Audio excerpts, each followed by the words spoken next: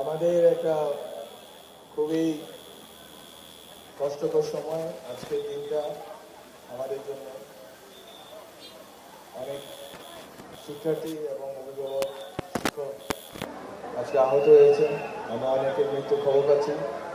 যারা মারা গেছেন তাদের রোগের মাগফিরাত কামনা করছি। যারা আহত আছেন তাদের দ্রুত সুস্থতা কামনা করছি।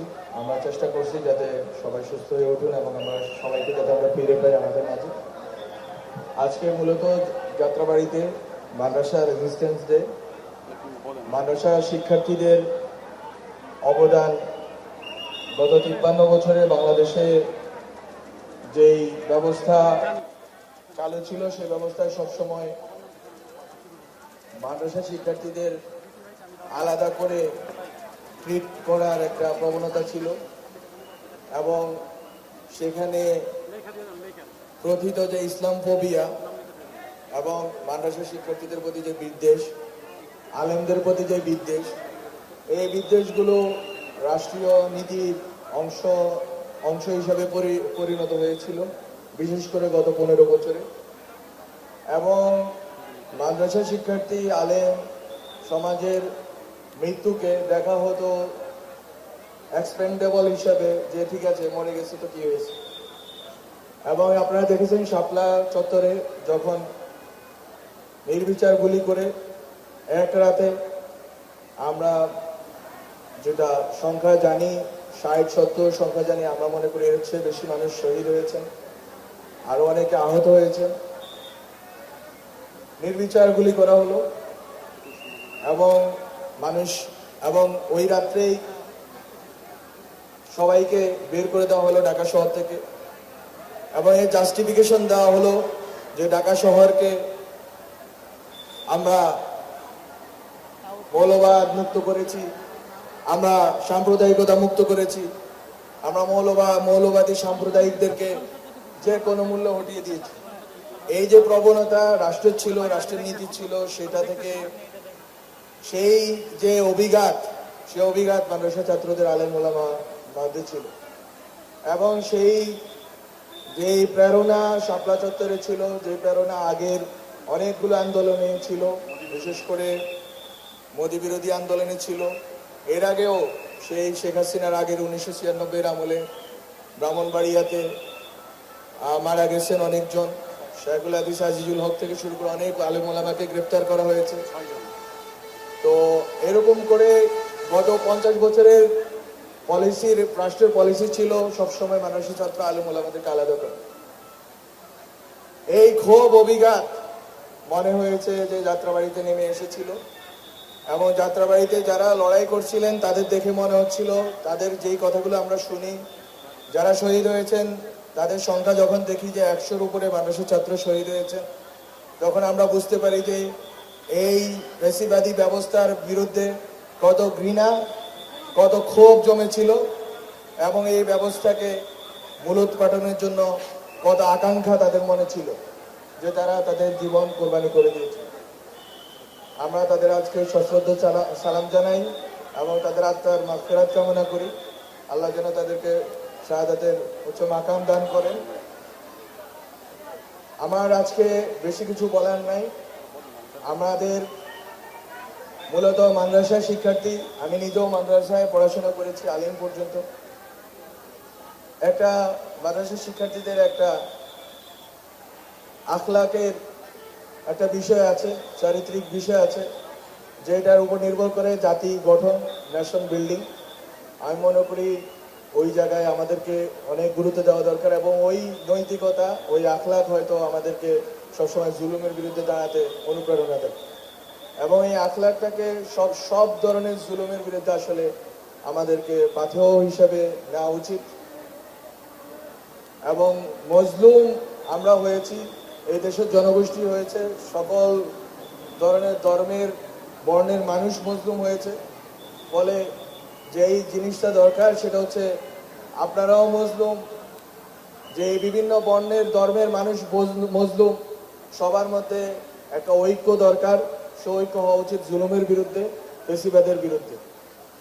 এবং যাতে কোনোভাবেই আওয়ামী লীগের ফ্যাসিবাদী মতাদর্শ বাংলাদেশে আর কখনো ফিরে না আসতে পারে।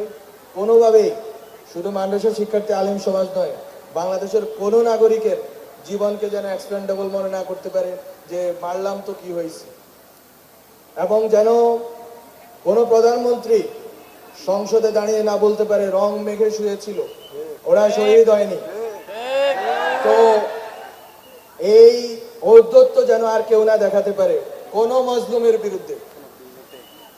এবং মাদ্রাসা শিক্ষার্থীদেরকে বিভিন্ন ট্যাগ দেওয়ার মাধ্যমে সংকট আছে, আমি এটা অস্বীকার করতে আপনাদেরকে মানা করব। সংকট আছে। বাংলাদেশে যেহেতু এই দেশে আলেম ওলামাদের লড়াইয়ের সিলসিলা 200-300 বছরের, এর আগেও করেছেন, কিন্তু ব্রিটিশ বিরোধী লড়াইয়ের সময় থেকে ফলত এই যে জনগোষ্ঠী আছে লড়াকু, জালেমের বিরুদ্ধে যারা লড়াই করেন, তাদেরকে বিভিন্নভাবে ব্যাপুত করার চেষ্টা দেশের বাইরে অনেকেই করেন।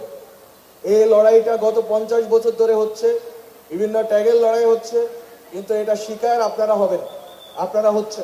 ফলত আমাদের সর্বোচ্চ চেষ্টা করতে হবে যাতে আমরা যে কোনো ধরনের যে পদ্ধতিতে আমরা মনে করি যে রাষ্ট্রের নিরাপত্তা এবং সার্বভৌমত্ব থাকবে না, সেই পদ্ধতি যাতে অনুসরণ না করি।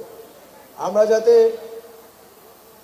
নবীজির যেই আখলাক আছে সেই আখলাক নিয়ে আমরা মাদ্রাসা শিক্ষার্থীরা যেইভাবে ট্রেন্ড হই, সেই ট্রেনিংটা যেন আমরা আমাদের কর্ম, সমাজ এবং রাষ্ট্রীয় জীবনে আমরা যাতে প্রতিফলন ঘটাতে পারি।